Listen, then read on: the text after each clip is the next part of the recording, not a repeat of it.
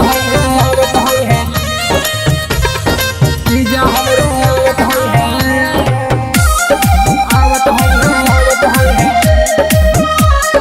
जीजा हमरे आवत होई है।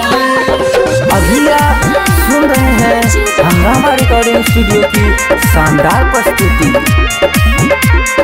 आवत होई है जीजा हमरे आवत होई है आवत होई है जीजा हमरे आवत होई है। दाढ़ी बार कटावत होई है फैशन खूब बनावत होई है आवत होई है जीजा हमरे आवत होई है आवत होई है जीजा हमरे आवत होई है जीजा हमरे आवत होई है जीजा हमरे आवत होई है।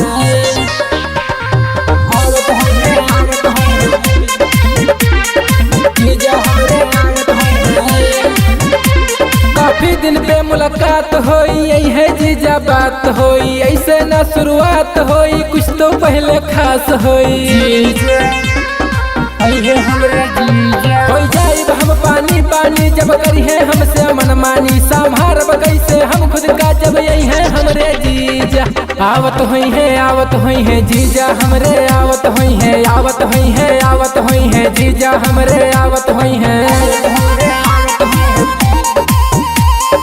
जीजा हमरे आवत होई है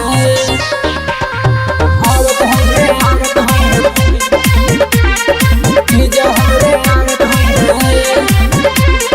झूठों के खिलवाड़ करती भीतरे भीतर प्यार करती हो जाए हम हूँ फिदा जो हम पे तन को ध्यान धरती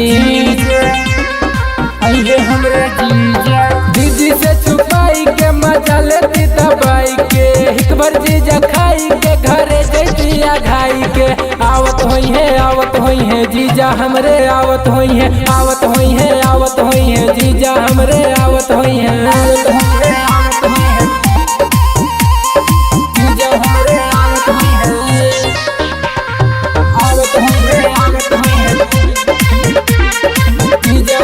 आवत होई है। देखित कब से राह है जब दिल में जागी चाह है कृपा रम बहरई जीजा बोला का तोहर सलाह है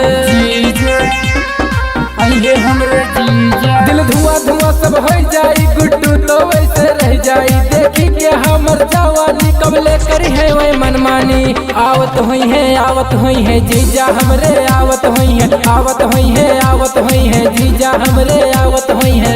प्रेजेंटेड बाय हंगामा रिकॉर्डिंग स्टूडियो पयागपुर। आवत होई है जीजा हमरे आवत होई है जीजा हमरे आवत होई है।